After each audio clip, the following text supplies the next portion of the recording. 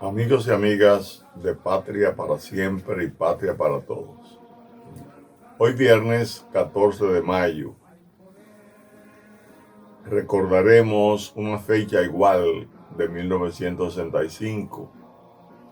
Ese fue un día, ese viernes 14 de mayo, que estábamos a 20 días de haberse iniciado la Revolución de Abril de 1965.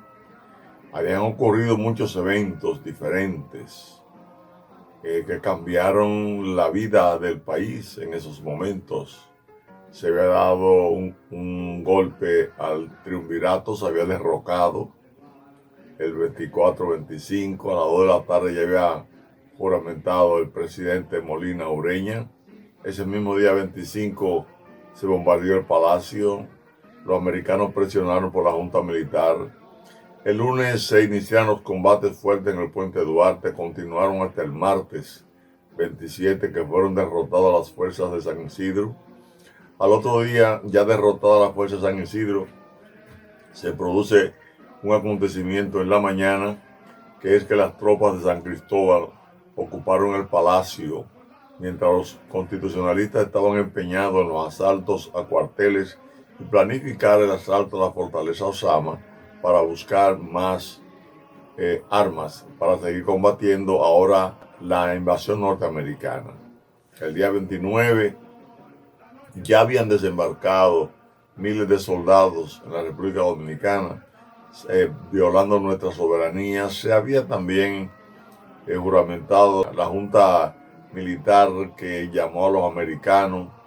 El 30 comenzaron los americanos a abrir el espacio de cordón de seguridad que ellos le llamaban, pero era un espacio para ellos aislar las tropas, el mando constitucionalista en la zona de Ciudad Nueva, mientras las tropas que estaban combatiendo en la parte norte quedaban acéfalas, sin la orientación debida para mantener una cohesión en la lucha más efectiva. Así llegamos nosotros hasta el 7 de mayo, que se instaló una nueva junta, un nuevo gobierno, el gobierno de reconstrucción nacional, que sustituyó a la junta militar que encabezaba Benoit, y ahora surgía el gobierno de reconstrucción nacional encabezado por Inver Barrera. Ese día también se le dieron los poderes de comando de aire, mar y tierra al general Bruce Palmer, y también se juramentó en el Congreso ese gobierno de reconstrucción.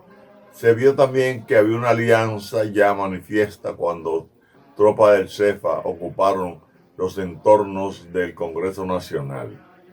Luego vimos todo lo que ocurrió el 8, el 9, el 10, donde en presencia de los soldados americanos y por los corredores pasaban las tropas del CEFA, y fueron a fortalecer en la parte norte a la Intendencia y Transportación, que eran recintos militares que estaban en la Pedro Olivio Cedeño. De igual manera, las tropas, los comandos populares constitucionalistas atacaron tanto a la Intendencia como a Transportación, como a Clavo Enriquillo. Todavía el martes 11, ya se estaba dando la manifestación real de que los norteamericanos estaban en contra de los constitucionalistas y a favor del CEFA. Se continúan dando las señales. El raso Douglas Lucas, que estaba colocado por los molinos dominicanos, hacía tiro al blanco con pobres personas que trabajaban en aduanas, en el muelle, y él se ufanaba de decir ya en esa fecha que había matado 8 gentes indefensas prácticamente, muchos trabajadores, porque mientras ellos utilizaban a los dominicanos como blancos en la aduana, el gobierno constitucionalista intentaba restablecer el funcionamiento de la aduana y de los bancos. Y no se puede decir que el raso Douglas Lucas hacía tiro al blanco como francotirador de manera aislada. Había un coronel, el coronel Dane, estaba con él y era de un alto mando superior que podía informar y castigar cualquier tipo de indisciplina de un soldado. No, ellos estaban preparados para hacer eso. El miércoles, por ejemplo, se evidenció porque en 2 ocasiones se hizo encuentro diplomático con el coronel Camaño. Pero todo eso era un plan de distracción. O sea, mientras la diplomacia actuaba de un lado, el gobierno norteamericano decía que estaba del otro lado. Las fuerzas militares que dirigía en ese momento Robert York y que dirigía también Edward Meyer. Ese grupo, dirigido desde los altos mandos ya por Bruce Palmer, actuaban de manera separada. Los militares atacaban, hostigaban. La diplomacia entretenía a Camaño, por un lado. El cordón que se tiró, del cordón hacia el norte podían disparar las tropas de San Isidro, pero no podían disparar las tropas constitucionalistas. Arreglaron bien el escenario de guerra para que fuera favorable en términos militares. Y así, en 20 días, ya un viernes como hoy, había 1.500 muertos. Y habían dominicanos, y habían 16 americanos, según ellos, muertos y 86 heridos. Nosotros teníamos más de 3.000 heridos y los 1.500 muertos en 20 días. Hay que ver qué situación tan difícil vivía el país en esos momentos. Nunca visto en el país, nunca. En el siglo XX, nunca. Y en el siglo XIX se dieron situaciones de lucha. Por ejemplo, los soldados de la Restauración contra los soldados españoles. Pero nunca se vio que en 20 días podían haber 1.500 muertos de un solo lado, como se dio en aquellas ocasiones, sencillamente por una interpretación política del gobierno norteamericano que entendió que las ansias de libertades, esas libertades que los Estados Unidos tenía, ese deseo de libertad que tenía cuando se separó de Inglaterra allá por el 1776, eso que sintió el pueblo, eso sentía el pueblo dominicano. Ese interés por manejarse soberanamente, por desarrollar sus fuerzas institucionales, por desarrollar la democracia, pero fue interpretada bajo una paranoia política de esos tiempos, bajo el criterio de que era una revolución comunista, que como hemos dicho ya, el propio Elson Bunker, que fue el embajador para la OEA y los asuntos de negociaciones de los norteamericanos, dijo que era un asunto finalmente entre liberales y conservadores, pero en nombre de una equivocación, miles de dominicanos murieron. En un día como hoy, ya había llegado Rafael Tomás Fernández Domínguez, el jueves 13 de mayo, había llegado de Puerto Rico porque Lyndon B. Johnson, aunque estaban haciendo las atrocidades que estaban haciendo aquí y asumiendo control de una anarquía creada por ellos, el mundo le cayó encima a los norteamericanos. No podían soportar la presión internacional. Entonces fue ahí que él manda a su asesor especial de seguridad, Mayor Bondi, a Puerto Rico y habla con el profesor Juan Bosch y se plantea allí la fórmula Guzmán, donde el gobierno de Camaño, que había jurado como presidente constitucional en armas el día 4 de mayo y electo el día 3, pues podía ceder en unas negociaciones a Antonio Guzmán Fernández para que fuera el presidente provisional y, de acuerdo a los americanos, que pudiera llegar hasta el 1967 para hacer nuevas elecciones y también poner en vigencia la Constitución de 1963. Eso se planteó allí diplomáticamente, pero para enviar el mensaje de manera directa al coronel Caamaño. La persona escogida por el profesor Juan Bosch fue al coronel Rafael Tomás Fernández Domínguez, quien había iniciado el movimiento constitucionalista en el 1963 y quien se mantuvo siempre en disposición de que se respetara la voluntad popular expresada el 20 de diciembre de 1962, donde el profesor Juan Bosch fue electo presidente. Siempre se mantuvo al lado de la democracia ese insigne e histórico coronel Rafael Tomás Fernández Domínguez. Cuando Juan Bosch le dijo a Fernández Domínguez que viniera en el avión de los americanos que venían para el país, este se negó.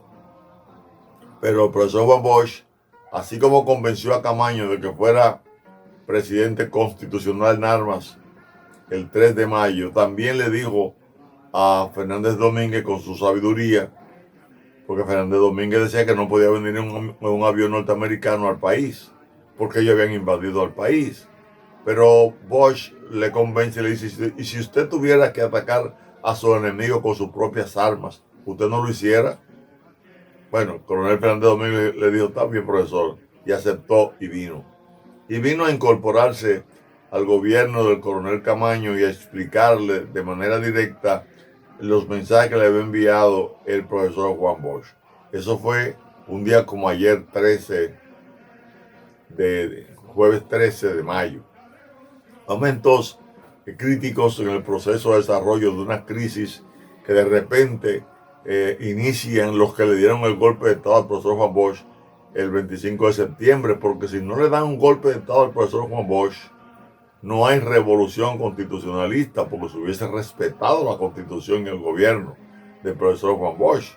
Al no respetarse, un pueblo que ya se había liberado de una tiranía de 31 años, un pueblo que había saboreado la libertad, la democracia, básicamente en esos 7 meses de gobierno del profesor Juan Bosch, donde no hubo preso político, donde no hubo persecución política, donde se apuntaba hacia un desarrollo a un sector evidentemente popular, no a la oligarquía tradicional que había en el país, que había sido la beneficiaria directa del republicanismo que estrenamos en el 1844.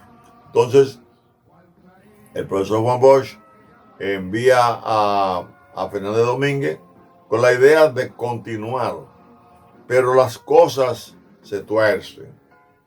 Lo cierto es que, como vamos a explicar a partir del lunes, que hablaremos de lo que ocurrió el 15 y 16 de mayo, cuando comienza la operación limpieza, que se comenzó a preparar en estos días, cuando se trasladaron tropas hacia transportación y la intendencia del ejército, y cuando se ataca también a la antena de Radio Santo Domingo Televisión, que estaba ahí en el mercado, en lo que es el mercado nuevo de la Duarte, se atacó porque estaban muy preocupados los estrategas norteamericanos con haber atacado, por ejemplo, el jueves a Radio Televisión Dominicana hasta con aviones, y luego haberla atacado con un camión de soldados del CEFA, que en la presencia de soldados norteamericanos atacaron a Radio Televisión Dominicana. Esto le preocupaba porque Radio Televisión Dominicana se oía en el país entero. Entonces los mensajes constitucionalistas que estaban aislados en la parte sur de la ciudad se escuchaban a nivel nacional, y lo que se quería era silenciar los mensajes constitucionalistas, porque eso era parte de la estrategia. Todo el mundo sabe el papel de la propaganda y de la comunicación en la guerra. Se plantea que la comunicación es a la guerra lo que es la vena al cuerpo, y ellos querían neutralizar esos efectos, y lo hicieron. Meyer y Robert York trabajaron en esa dirección, pero no pudieron. Se seguía retransmitiendo, eso lo preocupaba mucho. El viernes, entonces 14, era un día de mucha preocupación, pero también fue un día en que llegó un mayor general enviado por la ONU, Indaji Riki. Vino enviado para que le llegaran las informaciones a las Naciones Unidas realmente como estaban ocurriendo en el país. Esas eran las pretensiones.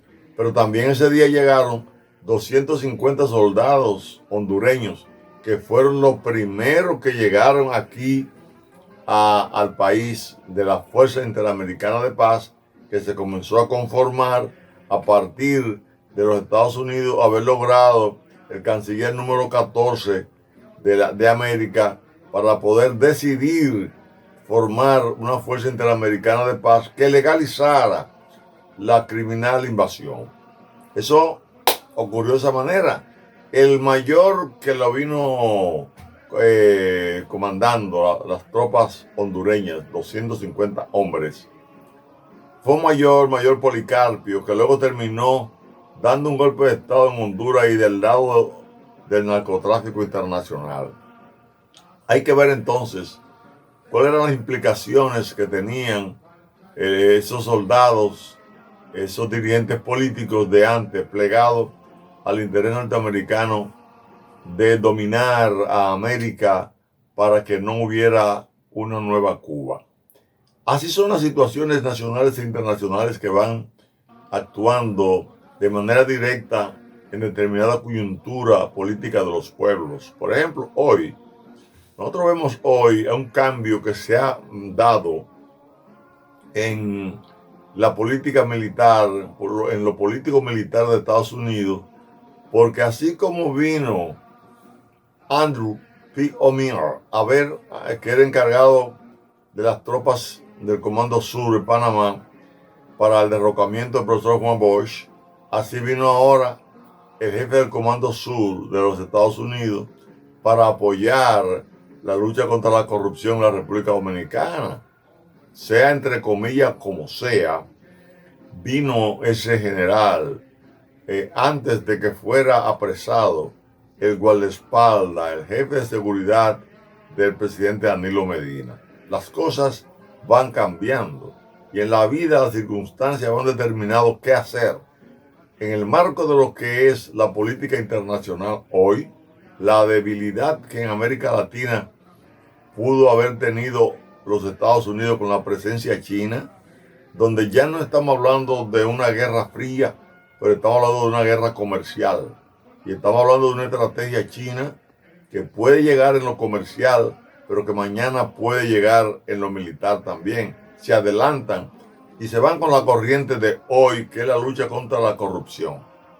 Esa fue la lucha del profesor Juan Bosch, la lucha contra la corrupción. Esa fue la lucha de los constitucionalistas, la lucha contra la corrupción. Hoy hay una confluencia de esos tiempos y estos momentos. Así cambia la política. Por eso los hombres y mujeres tienen que ser coherentes en su lucha política. Hemos mantenido una lucha contra la corrupción, porque en el mundo vamos a ver más adelante que no vale ya ser comunista o capitalista. La posición más revolucionaria que puede haber es la revolucionaria del imperio de la verdad, del imperio de la honestidad, del respeto a la Constitución y las leyes que los pueblos se den. Porque los pueblos se dan una Constitución. Si es amañada, la democracia permite que el pueblo se incorpore a su lucha y mediante los procesos legales democráticos del país, el pueblo puede cambiar, transformar una Constitución y puede transformar las leyes. Pero hay que concientizar a la ciudadanía. Hay que educar a la ciudadanía para que la ciudadanía comprenda que la única solución que hay para poder tener justicia, equidad, igualdad en la repartición de los bienes de un país, control, fiscalización de los gastos de los gobiernos, es haciendo lo que hay que hacer, que es que se cumpla con la ley y punto. Así que el lunes próximo continuaremos hablando, el lunes 17, acerca de lo que ocurrió en esa operación limpieza y lo que haya ocurrido hasta ese día hace 56 años. Espero que ustedes compartan con nosotros estos comentarios que son recordatorios de hechos históricos que tiene que manejar el pueblo, no para vivir con odio y rencor hacia Estados Unidos y hacia nadie. Miren, el odio y el rencor no ayudan a mejorar los pueblos. A los pueblos lo ayudan a mejorar las acciones razonadas, las acciones realmente de justicia que se enarbolen, la sobriedad política, el apego a principios y valores. Así es que estamos pensando, porque este país tiene que arreglarse y el mundo también. Pero repetimos que solamente se logrará cuando se haga lo que hay que hacer, que es que se cumpla con la ley y punto. Hasta el próximo lunes. Mientras llenos de noble ansiedad, nuestros campos de gloria repiten: libertad, libertad, libertad.